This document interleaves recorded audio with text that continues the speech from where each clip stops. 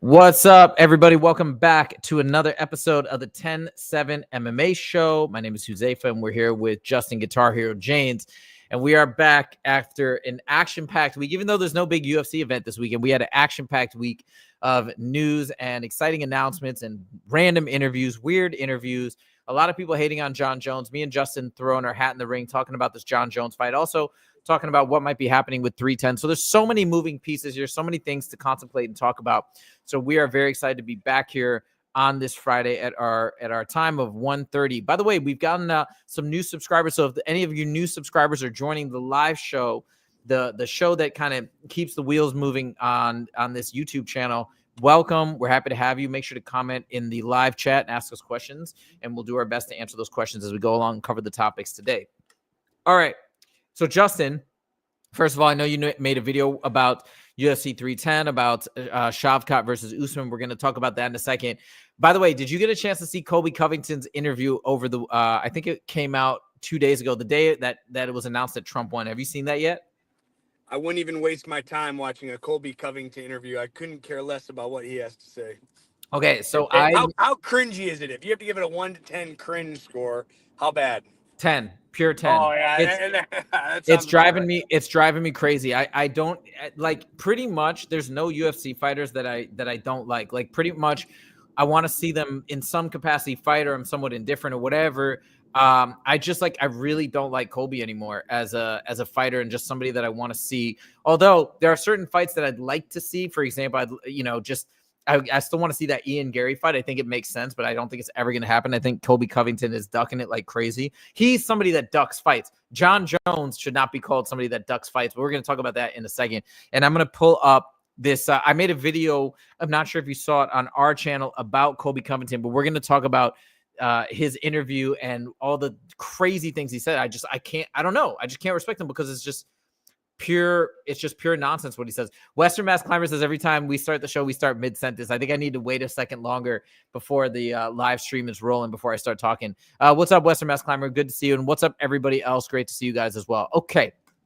we're going to start with your buddy Michael Chandler, as he just did an awesome interview with Kevin Iole. And with all the things that have gone on with Michael Chandler this year, in terms of having to wait for this Conor McGregor fight, actually last 2 years, getting clowned about Conor McGregor and all these things, he came back today with an interview that was so inspiring, in my opinion, and got me so excited for the future of Michael Chandler, and made me believe in Michael Chandler. I want to show you this interview, and I want to get your thoughts, because I'm actually really hyped. I'm actually starting to change my mind about Chandler versus Oliveira. I was thinking Oliveira was going to win for sure. I don't know. I actually believe in Chandler. So let me show you. This is so incredible what he said. So let's do a little screen share, and then Justin will get your reaction here.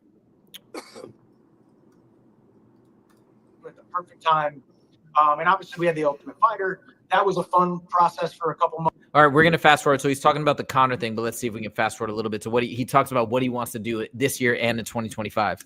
All I could do was focus on the main thing, which was me being in shape, me staying in shape. And that's why I truly believe at my age, and even with this layoff, I feel better now than I ever have. So it was a great little lull. I needed a little bit of a break. Like I said, 6 training camps in 26 months, every single fight, do or die, took some damage, had some big crazy fights, and a little bit of time off was great for me.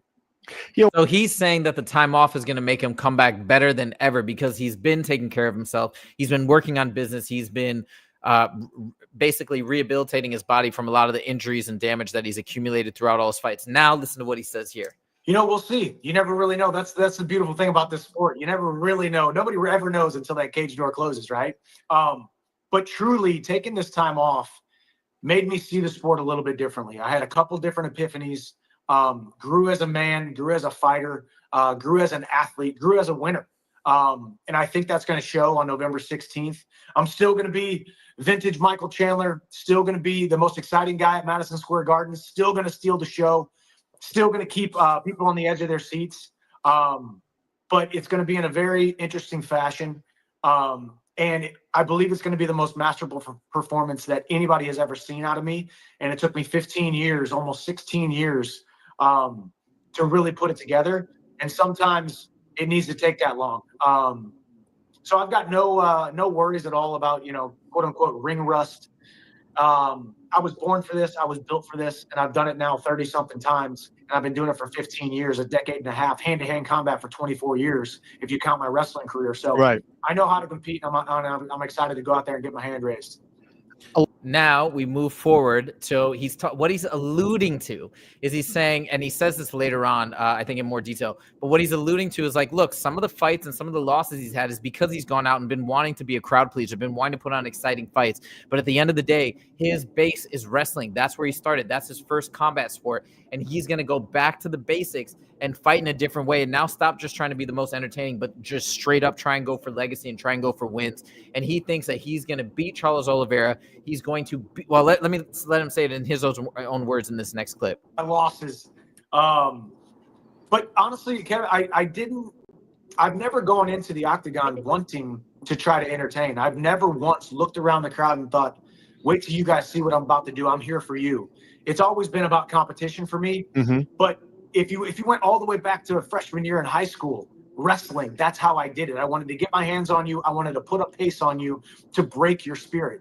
College, even more, under Missouri wrestling, Mizzou, Tiger style, wrestling hard for 7 minutes. Now, there's a lot more weapons, a lot more danger in a mixed martial arts fight, so you got to be a little bit smarter. And I've started to realize that a little bit more now.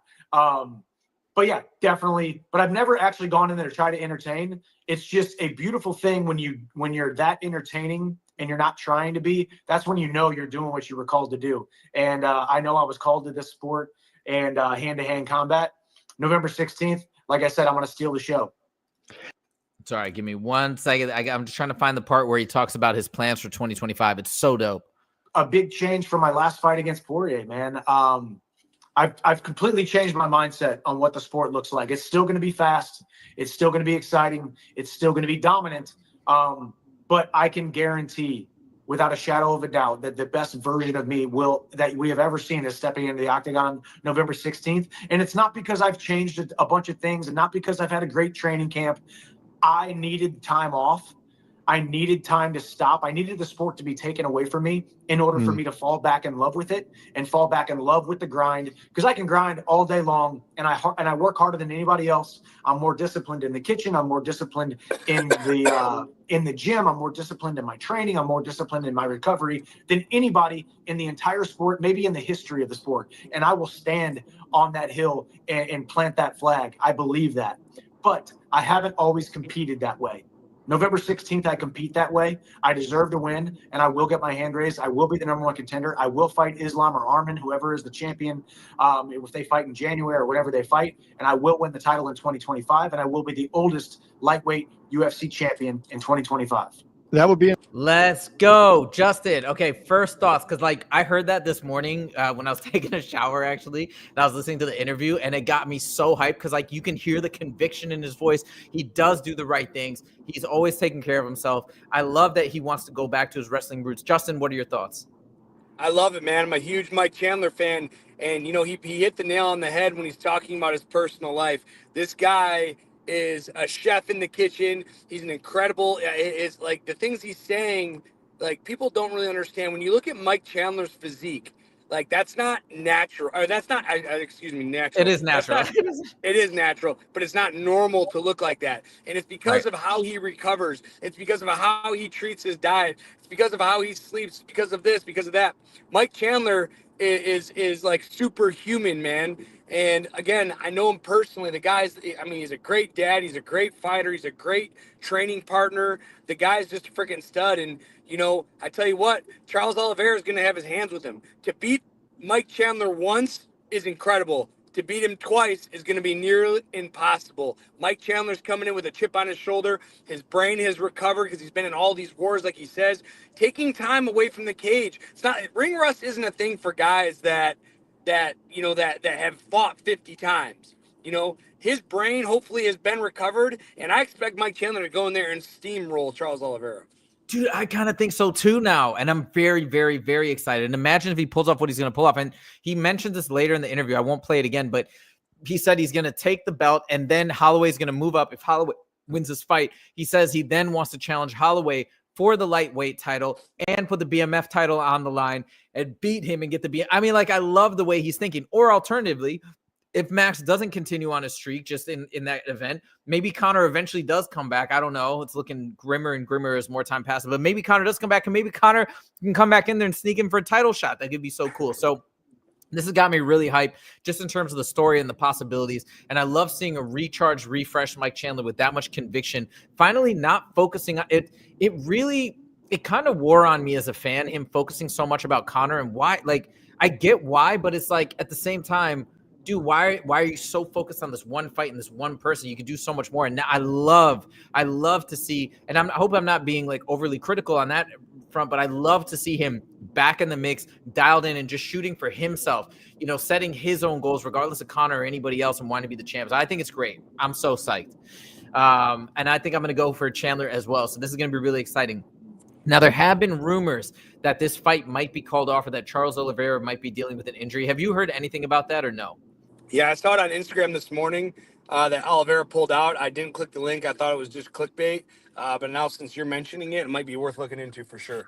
Okay, well, everything I've heard has been unsubstantiated, and they have not announced officially anywhere that he's been pulled. So I don't know. I'm hoping that that's not true. I really want to see this fight. I think this is going to be great, but I don't know who they would bring in at this point. But let's just think positive and let's keep it going. Okay. We're moving on to Jon Jones. He finally did his first interview after months and months of all this smack talk from the MMA YouTube community. Everybody, I feel like I'm the only one that's defending Jon Jones. MMA Joey is somewhat defending him, but I feel like I'm one of the few people that's defending Jon Jones. And then today we have Jon Jones did an interview, and then Michael Bisping played some of the interview and is again jumping on the anti-Jon Jones bandwagon. And I'm just so fed up with it. I want to hear your thoughts. I just feel like it's absolutely ridiculous what's happening to Jon Jones, who should be given a lot more respect, especially if you're a fan of the sport. He is, I mean, basically our Michael Jordan or LeBron James, I feel like at this point, and just the amount of disrespect is driving me crazy. So let me play you a little bit of this Bisping. Did you get a chance to hear the interview or no? No, I haven't heard it yet. No, okay. I just saw it on topics this morning, so I was looking forward to seeing it. So let me play this. He's playing the interview from Kevin Iole. Check out Kevin Iole. He's the man. He's getting all the best interviews, by the way. But check this out. We're gonna hear Mike Bisping play a bit of the interview, and then he's gonna give his take. And I'm just so upset by all of this. But anyways, here, let me play it for you. Aspinall doesn't deserve it. If you defeat him, will you defend your belt against Aspinall, who has the interim title? More than likely not. More than likely not. I feel like Tom Aspinall is, I don't want to say nobody. He just hasn't proven anything. He hasn't done anything. He won his belt against Sergey. Sergey just got slaughtered by someone else. So it's just like... He's talking about Volkov. He did kind of get wrecked by Volkov after, so let me let it keep playing. I'm not here to gamble someone else making a name off of me. I'm here to compete against the guys where when we look back, 10 years from now, it'd be like Jon Jones fought this guy and that guy and this legend and this champion and this champion. He said that Tom Aspinall's kind of, hot property right now, but he could be here today, gone tomorrow. He used examples like Johnny Walker, when Johnny Walker was a hot rising prospect, knocking everybody out. But then he lost a couple of fights. He said, look at Johnny Walker. That never really panned out. I remember a time when the whole world thought Johnny Walker was going to be the guy to beat me. And no disrespect for Johnny Walker, but I mean, we all have seen the way his career's played out. I've just been here too long to get all excited about someone who's hot today. I'm here for legacy. I've been gambling for way too long to just take random fights. Well, guess what? Not everybody can go on undefeated like Jon Jones did. Jon Jones is an enigma. That's why people talk about him being the pound-for-pound best fighter on the planet. He's certainly one of them, okay? But the reality is, Jon Jones is now the undisputed heavyweight champion of the world. And when he fights Stipe Miocic, and if he is victorious, then he has to face Tom Aspinall next. This is just the way the world works. Okay, I got to stop this. It's driving me crazy. So Michael Bisping is it's no secret he's very good friends with Tom Aspinall. He loves Tom Aspinall. They're very close. So he's getting his guys back. I get that. But this is not how the world works. Jon Jones, if he wants to retire, he doesn't have to fight Tom Aspinall. Yeah, if he wants to stay in the division and keep defending the title, maybe then. Well, then he would have to fight Tom Aspinall. But why can't he take this fight after this insanely long storied career where he's had 16 title defenses, which is insane. Why can't he just finally walk off into the sunset? And guys, put this in the chat. I want to know what you guys think. I'm really losing my mind here with all the negativity and criticism that Jon Jones is getting. We have one more opportunity that I feel like we should be grateful for in terms of getting to see Jon Jones fight one more time. I mean, think about us, how excited we got when we thought GSP was coming back, or the rumors that Khabib was coming back for UFC 300.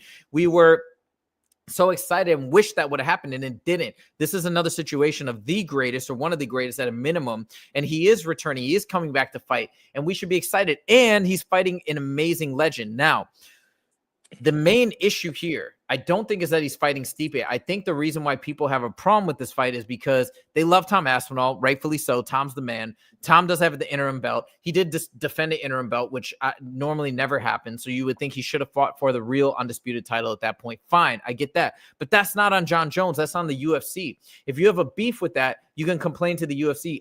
My main point is, why is everybody ganging up on Jon Jones? Hasn't he earned a little bit of special circumstances here? Justin, give me your thoughts. Am I crazy? So here's the thing.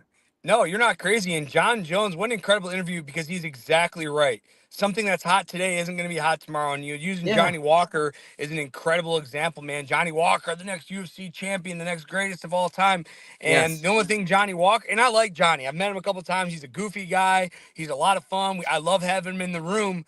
But the only thing he's really accomplished is making an incredible highlight reel of getting knocked out. Because when Johnny Walker gets knocked out, I don't know why it's so funny to me, but his body just like, I don't know. Like, I remember when he gets knocked out by Jamal Hill and his arms go out to the side. It's like, how does this happen? Like, and it's not one time, twice. It happens all the time. It's crazy. He just got knocked out brutally in training against like a 17-year-old boxer I saw a video of. But back to Jon Jones, man. Here's the thing, and this is why MMA fighters are the worst, and I've said it since day one. I've said it since day one of our podcast. MMA fans are some of the worst ungrateful people in the world. All right. And what I mean by that is, am I excited about this Stipe fight? Not really. Not really. I'll be honest. I'm not that excited about it. But I am excited to see Jon Jones get in there and do his thing, probably for the last time, and I get to witness it.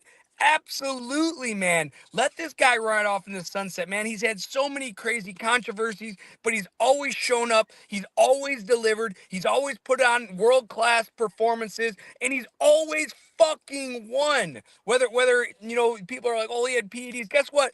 Hey, I hate to break it to all you fucking idiots, but everybody in the UFC's used PEDs. All right. It does. You don't think Islam Makhachev is over in Russia not using PEDs? Khabib, guys, it's called USADA, the United States Anti-Drugging Association, or something like that. Key word: United States. All right. They don't. USADA doesn't go to Russia. USADA doesn't go to the UK. USADA doesn't go to Mexico. USADA stays in the fucking US because that's their jurisdiction. Everybody in UFC is using steroids, especially out of training camp. All right. Jon Jones unfortunately just got caught.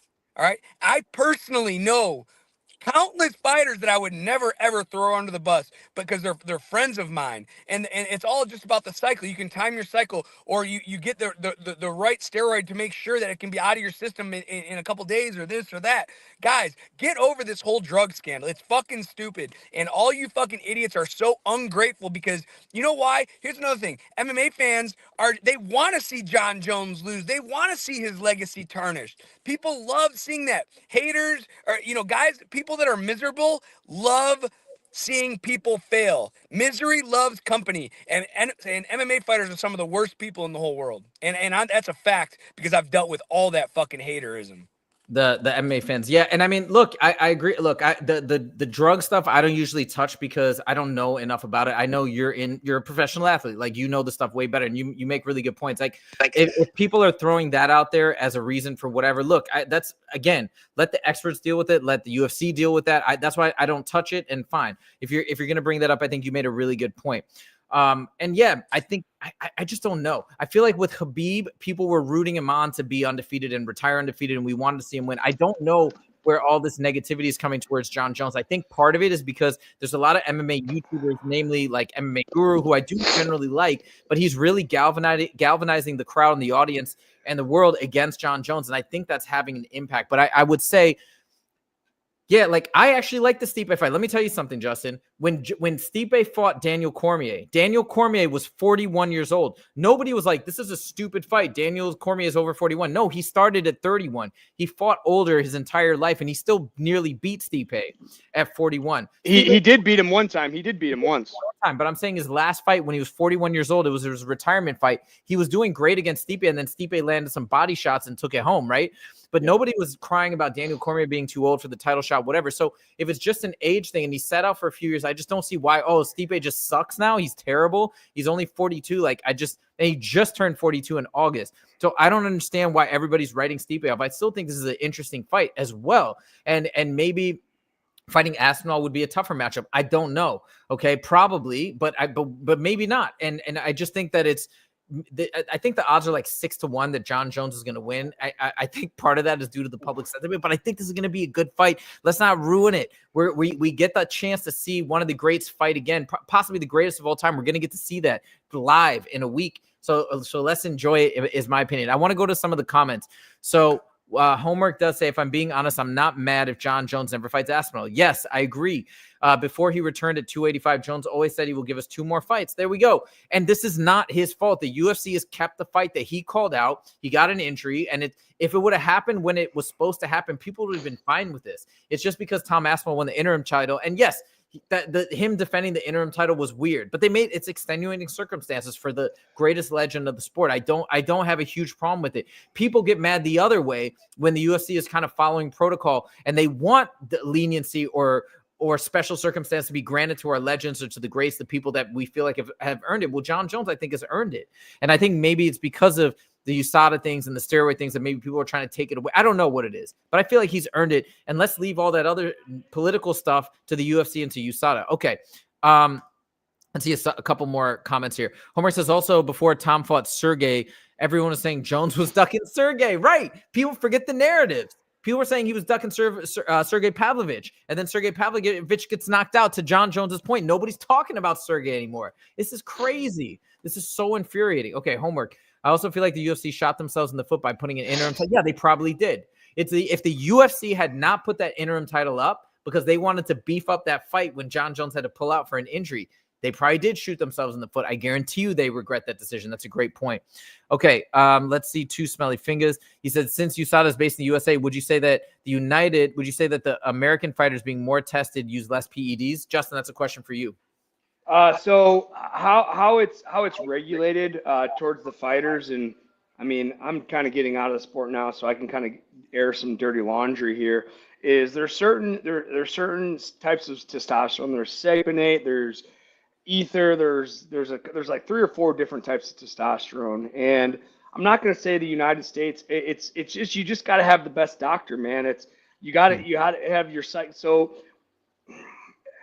when USADA was around, it was a lot tougher because they can random drug test you out of camp. They can show up at your house. They can show up at your work. With that being said, that's where John, he got caught running from USADA. So I do think it's less in the United States, as you're asking, but it's still something. It's still something. It's definitely less though, because you're in Russia, USADA doesn't go to Russia. USADA doesn't go to the UK, like I mentioned. So, but yes, to just broadly answer your question. Yes, it is less in the United States, but it's still very, very active. Okay, one more question or statement, I guess, from Two Smelly Fingers. By the way, I think Two Smelly Fingers, you might be a new subscriber and a new watcher. It's a funny username. So welcome to the show. Anyways, he says John is a beast in the cage, undefeated. I think a lot of people root for Stipe. I think he said stupid. He meant Stipe. Yeah. Root for Stipe because they like to root for the underdog. Yeah, sure. Last comment, and then we're going to move on. Before Khabib ended his career, he said the same thing. The fans were saying Conor, then Dustin would be. Yeah, it never ends. They just want to say the next one. Now, what did people at the beginning were like, Khabib, you need to go and fight Charles Oliveira, dude. He's the new guy. He's going to beat everybody. He looks undefeated. What if he goes on and does all this stuff? Is anybody saying that? I mean, Charles Oliveira had an amazing run. Don't get me wrong. Is anybody comparing Oliveira and putting him on the same level as Khabib? No. And because this is what happens, we get excited as fans. That's the positive thing about the sport. We see somebody new, we get excited, we get hyped. That's the fun of it. Maybe this guy can topple that guy, but it's like Aspinall, I love Aspinall, and he may be the greatest heavyweight of all time. Let's see what happens. But right now, he's clearly not. He's had one interim title defense compared to John's 16. It's just two different levels. And Jon is the only person that's ever achieved this level. So anyway, sorry. What were you gonna say? Yeah, sorry, I didn't mean to cut you off. But you know, when people talk about the greatest heavyweight of all time, like, I mean, there hasn't been any super incredible heavyweights. And what I mean by that is I don't mean from a skill standpoint. I'm talking about from a resume standpoint. I think the most title defenses from a heavyweight is like 2. I'm sure you can look that up real quick. Stipe. And I think that's why Stipe had like 1 or 2. And like, it's not like it's somebody's on like an 8-fight win streak. You know, when you talk about Anderson Silva, who had like, he was on a 16-fight win streak, or 8 title defenses, or when you have Kamaru Usman, 5 title defenses, winning the 6th title defense against Leon Edwards and gets knocked out. Like at heavyweight, you just don't see that. So, you know, when people say the greatest of all time, it doesn't really blow me away, because in order to be the greatest of all time, you really only need to defend the belt 3 times, and you'll be considered the greatest heavyweight of all time. Stipe has had 4 title defenses, and he lost the belt and won it again. Yeah, so let me go through his resume. Even 4 title defenses. That's okay. That's legit. That's Stipe, good. Dude, Stipe is the man. This narrative is also massively disrespectful to Stipe. Yeah, he's had a couple years off. Big deal. His resume is insane, and he's still in the mix. He's only 42. I feel like the fans are ruining this fight, and this is such an exciting fight. Okay, look, he won the UFC title against Verdum, crazy fighter back in the day. If you guys are newer fans, then he defended it against Alistair Overeem. He defended against Junior Dos Santos, defended against Ngannou. Okay, it's crazy. Then he lost to Daniel Cormier. Then he beat Daniel Cormier. Then he won it back. Then he defended against Daniel Cormier, and then he lost to Francis. So, I mean, he's had a crazy. He beat Daniel Cormier twice. What's the years? What's the years, though? What's the years? Sure. Okay, so the first title defense was when did he get his title? What year did he become 2016, and then he defended again in 2016, defended again in 2017, defended again in 2018, lost it in 2018, won it back in 2019, defended it successfully in 2020. Then he lost in 2021. Yeah, he's had a few-year layoff. I mean, I don't know. Like, does 3 years just zap you? Why were people so excited to see GSP come back and fight Khabib? He was inactive for years. Why were people so excited to see GSP come back the first time and fight Michael Bisping, I think, after a 4-year layoff? I think it's just because he's coming off a loss, and it wasn't just like a decision loss. He was brutally knocked out in the first round of Francis. And I think people that, you know, as the saying says in MMA, is you're only as good as your last fight. And I think once, you know, watching Francis go in there and ice him, and now he's going back for a title against Jon Jones, I think that's what it really comes down to. If Stipe would have lost a decision to Francis or something close, right, or won, I think people would be a lot more excited about this. But all you really remember, and you know, I don't remember the 4 title defenses. You know, I watched them, but I can't. The last thing I remember of Stipe is him getting knocked out by my teammate Francis Ngannou. So, You know, like the old saying, again, reiterate, you're only as good as your last fight. I think that's what people are comparing, or that's why people are dogging him so much, because his last fight he was brutally knocked out. I think so too. And Jon Jones mentioned that in his Kevin Iole interview, and he's saying like, yeah, fans are brutal. That's exactly. I think you're exactly right. So, okay, guys, let me know if you're watching this live in the comments in the chat what you think. I think me and Justin are kind of aligned on this, and I think we're in the minority. For sure, we're in the minority because everybody's hating on this. Although MMA Joey, give him credit, he is kind of. I think he's roughly on the same page. So I will give him credit, but let us know. Or if you're watching this after the fact, please put in the chat, leave a comment. Tell us if you disagree and tell us if you think we're wrong. I'm open to being proven wrong, but I really don't think I'm wrong here. I think it's just the zeitgeist of the MMA world is just now, they've got all this momentum and they just want to hate this fight. And I think it's ridiculous. Okay, let's move on to Ian Garry versus Joaquin Buckley. This is the fight that's going to close out 2024. This is scheduled for, I believe, December 16th or 17th. It's right after UFC, or maybe I'm getting the date wrong. December 14th. No, it's December 14th. Sorry. So it's going to close out the year, December 14th. Ian Garry versus Joaquin Buckley. This is a very interesting fight because it's going to be a fun fight. It's going to be, I think, primarily a striking battle. Joaquin Buckley is hot off of a win. Ian Garry as well. I'm a little surprised they're making this fight because I feel like those are both really cool prospects. I thought they would throw Ian Garry against like Colby Covington or something like that. And we're going to talk about that in a second because I'm going to talk about Colby's interview next. But anyways, what do you think of this matchup? Is this something you're excited about, or would you have much preferred, matching Joaquin and Ian, maybe both with two people ranked higher so they can kind of bolster those names? Yeah, this matchup was really surprising. I really was looking forward to the Colby Covington, Ian Garry matchup.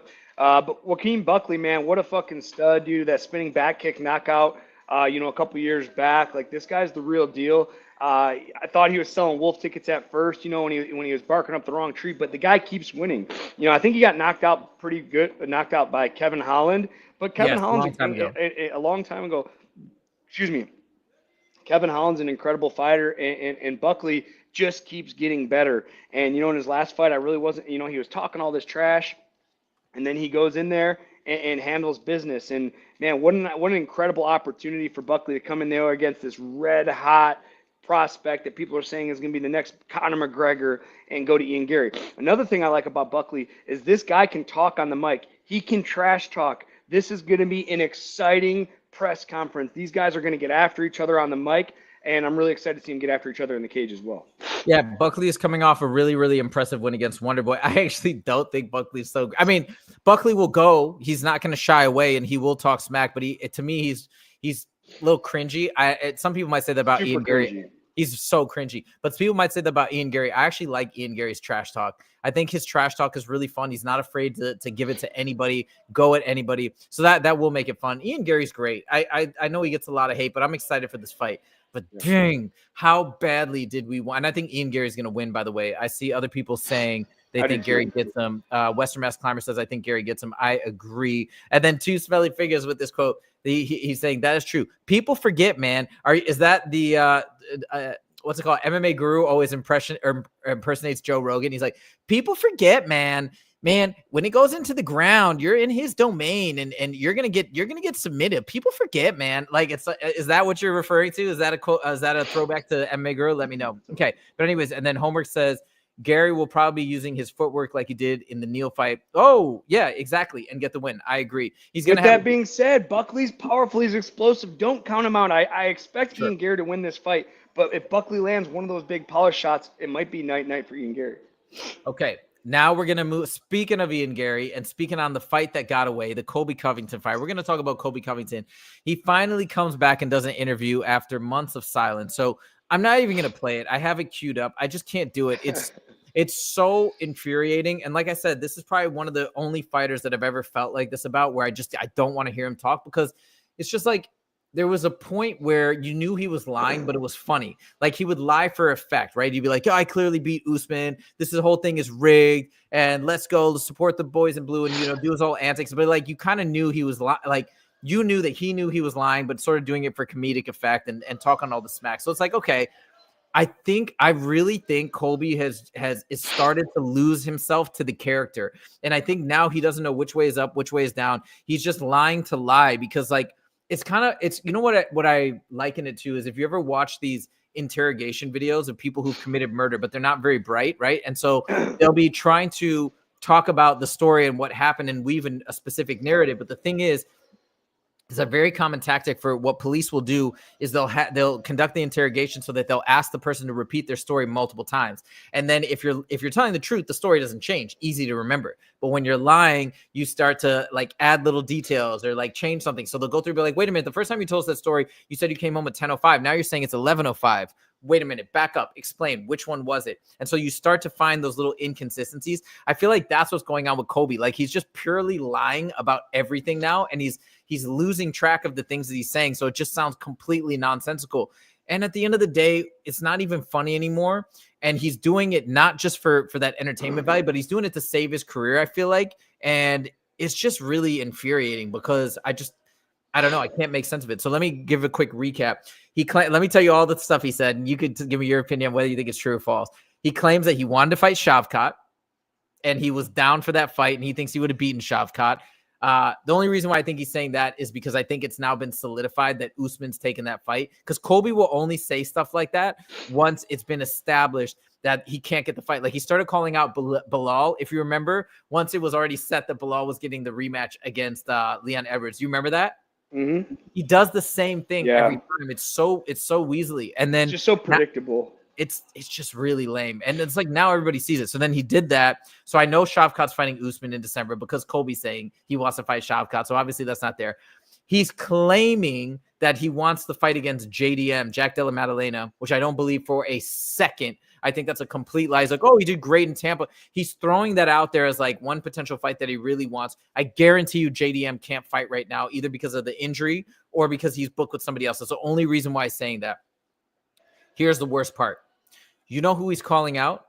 Oh, jeez. And he's also claiming that there was never a contract sent from Ian Garry. He's claiming that's a lie, which is a lie. I'm sure that contract was sent. Are you ready? This is insane. He's calling out Paddy Pimblett. Colby is? Yeah. I mean, I'd really like. I mean, I'm not a huge Paddy fan, but I'd definitely root for him in that fight. There's nobody that I want to see Colby Covington beat in a fight. No, I'm rooting for it too, but it's just like, what's happening now? Like, what? Like, okay, he tried to stir. He's like, no, but the guy I want to talk about has been talking a lot of smack. Is Paddy, and man, that guy needs to get slapped. And I want him to move up to welterweight, and he should come fight me here, and then he can eat all he wants. And it's just like, what are you doing at this point?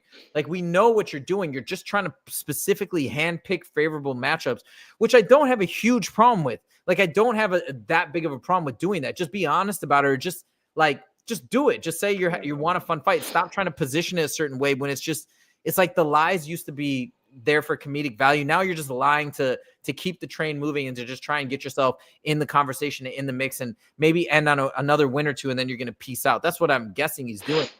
I just I don't even know what to say. It's just the most ludicrous call out in the world. The one fight I will say, still want him to fight Ian Garry. I just don't think that's ever going to happen. But please, MMA gods, let the UFC put the pressure on him to say you either are fighting Ian Garry after he wins or you get cut. Let's let that happen. That'd be dope. Or the other fight that I guess he wants to take, and I suppose I'd be open to, again, assuming that he loses, is Dustin.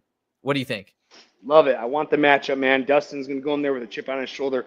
Dustin's grappling is just as good as Colby's. His striking is going to be way better. His footwork's way better. I think he's going to get in that southpaw stance and pick Colby apart. Colby will probably break his foot in about the first, 10 seconds of the fight to have an excuse why he lost. Or maybe a fly goes into his eye or something, in the first round so he can't see the rest of the fight. But Dustin Poirier will pick him apart and probably finish him within 3 rounds. Okay, we've got a couple comments about Colby from Homework. He says, Colby could have gotten all his fans back if he turned and faced after his loss to Leon, but he doubled down his persona. Yeah, and he did. And maybe that was a tough decision. Maybe he thought about it. I wouldn't be surprised if he thought about it. You know what? Now at this point, I'm going to drop the persona. He decided to double down. It clearly backfired. People got sick of it. I wish he would drop it now. That'd be amazing if he dropped it now and just like, yo, I'm going to be honest. Here's the deal. Like, that'd be so cool. I think I'm already sold. He could even come out and apologize to everybody, and I don't really care to listen to him talk. He's like a little weasel, little bitch. When I hear Jon Jones talk about how much of a piece of shit he is, Jorge Masvidal talk about how much of a piece of shit he is, I've never heard anybody in the MMA game say, hey, this guy is a great guy to be around. All I've heard is negative things. And with that being said, I hope his career's over. And if I never heard of him ever again in the rest of my life, I'd sleep just fine. So Western Mass Cliver said Dustin will only fight Colby for a big bag. I think he will get a big bag. I think they'll make it a headline fight. They'll both get pay-per-view points. Colby, hopefully, let's pray he loses. Dustin can retire on an amazing win, and basically getting that for everybody who Colby has sort of like wronged and disrespected. Like, I think it'd be so dope. The only thing is if he did fight and Colby somehow manages to win, that'd be horrible. But that's the risk reward of that situation. Okay, the last topic that we're going to touch on is, since Colby is saying he wants to fight Shavkat, I think we can say, okay, Shavkat versus Usman is a done deal, because that's the only way he would even mention Shavkat's name. He's never even said he wanted to fight him until now. Now he's saying it. This is Colby's old playbook running game. Justin, I know you made a video on Shavkat versus Usman. Let's just end on this with your final thoughts on what you think will go down when this fight happens, I think, in December 7th. I think this is an incredible fight for Usman. It's there's 2 situations that can go from it. It's the passing of the torch, Usman to Shavkat, or Usman can show the rest of the world that he still has it. Like I said in my video, this guy had 5 title defenses, and I think we forget about that. At one point, they were comparing Usman to George St. GSP. Pierre. Yep. And that's incredible. I mean, to be compared to the greatest welterweight, arguably one of the greatest fighters of all time, is just incredible.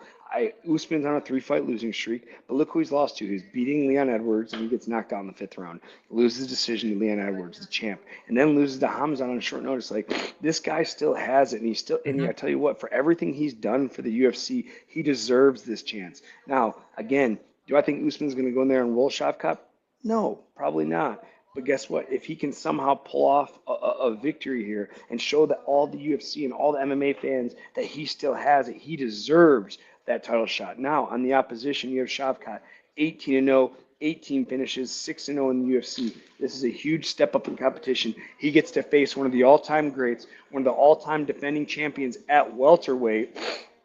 And, you know, if he goes in there and handles Usman and knocks Usman out, this is a great time, like I said, for Usman to hand the torch over to Shavkat and say, all right, this is that new generation of fighter. Because if you stick around in this game long enough, you're going to pass the torch. Just like we just watched Max Holloway pass the torch to Ilia Topuria. And he's already talking about not going back to featherweight. He says, I'm done at featherweight. I'm going to 55. So we're not going to see a rematch there. That was, in my opinion, Holloway passing the torch to Topuria, saying, all right, this is your division now. And this is a chance to where if Shavkat goes in there, Usman can do the same for him and send him off with a good blessing. And it's kind of one of those fights that we can be happy no matter what happens. Like, it would be really cool if they do pass the torch. If Shavkat goes on, everybody loves Shavkat. They're excited for him. He's got a 100% finish rate, I believe. And so then he's going to move on. He's going to fight for the belt. That's exciting. But if Usman can win, and I'm actually going to pick Usman. I'm going to tell you why in a second. If Usman can win, what a story. What a comeback. He gets to go back, reclaim the belt, maybe retire on top. And here's why Usman wins. Are you ready? Ready.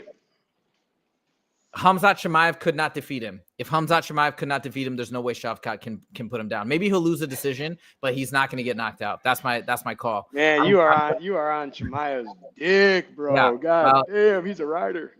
Hey, I'm calling Usman. Are you picking Usman or Shavkat? You know, I'm going with the vet. You know, and it hasn't done me well in the past. Obviously, taking Holloway, but I'm going to take Usman. This is his last chance. He has to put everything on the line here, man. It's his last chance at UFC greatness. And talk about losing the UFC championship. You know, losing 3 fights in a row, coming back, taking on the hottest guy in the weight class right now. Again, 18-0, 18 finishes, 6-0 in the UFC, 6 finishes in the UFC. Man, I looked at his resume yesterday. He's finished Jeff Neal. I'm trying to think who else. I mean, dude, the guy, like, there's 2 or 3 other names I wanted. Wonder Boy. Like, this guy can fight, man. And, you know, it's a lot of pressures on him. This is a big step up in competition. Again, fighting one of the all-time greats. I want Usman to show that he still has it for all us old guys. Let's go. All right, guys, that is it for the show today. Thank you guys so much for joining. If you did like the video, make sure to click that like button. All these likes really help us in the algorithm, and we are growing. We're on the rise, and this is super fun, and we're making more content. Let us know what you think about the content that we made during the week. We made a bunch of videos on a lot of different topics, some of them on Jon Jones, and then on Hamzat. So let us know if you like that content. Homework, Western Mass Climber, 2 Smelly Fingers, all you guys who've been commenting on the live chat. We really appreciate you. Thank you so much, Celine. Thank you as well for listening and sticking with us through thick and thin. We really appreciate it. All right, guys, that is it for today. Have a great night. Have a great weekend, and we will see you on Monday. Take it easy. See you guys.